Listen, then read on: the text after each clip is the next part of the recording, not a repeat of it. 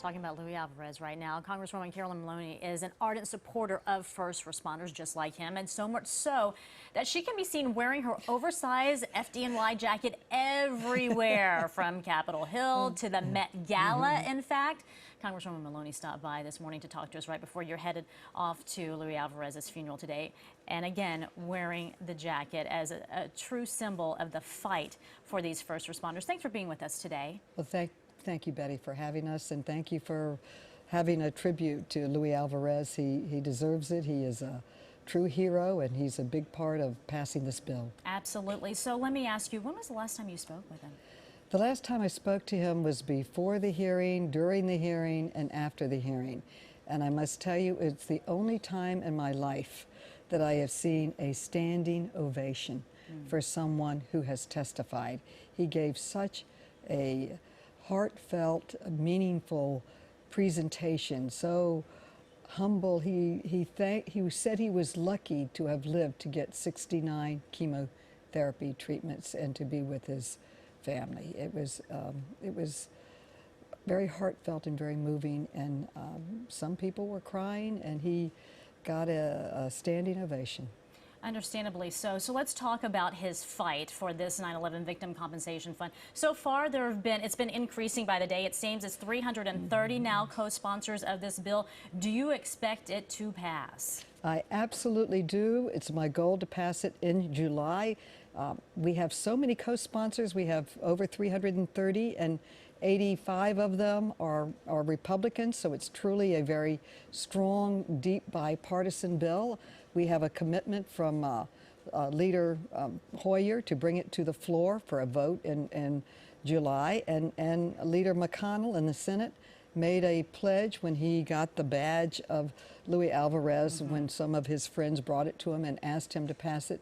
He said he would pass it before the August recess. And you're going to hold him to that. But here's the deal. I think when a lot of people look at this fight, the frustration lies in the fact, why would there even be a fight like this? Why was this necessary? Why are you wearing this jacket? Why does Luis Alvarez have to go down there as he is fighting this battle with cancer to speak before them? Why has this been so hard? It's not easy to pass a bill in the United States Congress. I have great respect. That seems like a no-brainer, though. It was hotly debated. The bill before it, the World Trade Center Health Program, also was debated and put many things in it that would cover cancers. We didn't at the time when we passed it, didn't cover cancer. So it's not easy, but I share your frustration, and Jon Stewart spoke passionately about how angry he was that they had to keep coming back and begging, literally begging to get their health care, to get their compensation. And I'm angry too, but we're going to get it done. That's the main thing. And Luis was a big part of galvanizing support. He was an inspiring person. He spoke passionately about wanting to provide for his family since he could no longer provide for them, and wanting others, his brethren, his sisters in the arms, in the police and the fire and all the services and all the survivors and all the people who worked there, that they should have the compensation and respect that they deserve, and that they should not have to come back every year. Well, it will be permanent. If this gets passed, it will be permanent. And Luis Alvarez, and there's very quickly, there's a chance that this fund will be named after him?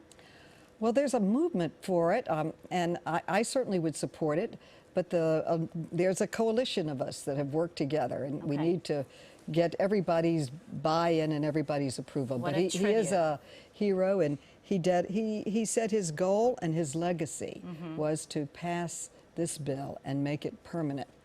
For his family and for all the other families that are affected. Definitely a true hero. And I'm not going to give up until we do it. All right. And then pretty soon, hopefully, when it's passed, you won't have to wear that every single day during the summer months. Well, I was wearing it this past weekend at the Gay Rights Parade, and it was a little hot, I'll tell you that. I imagine. So I'm ready to take it off. Well, thank you for your work, and we, of course, thank Luis Alvarez for his as well.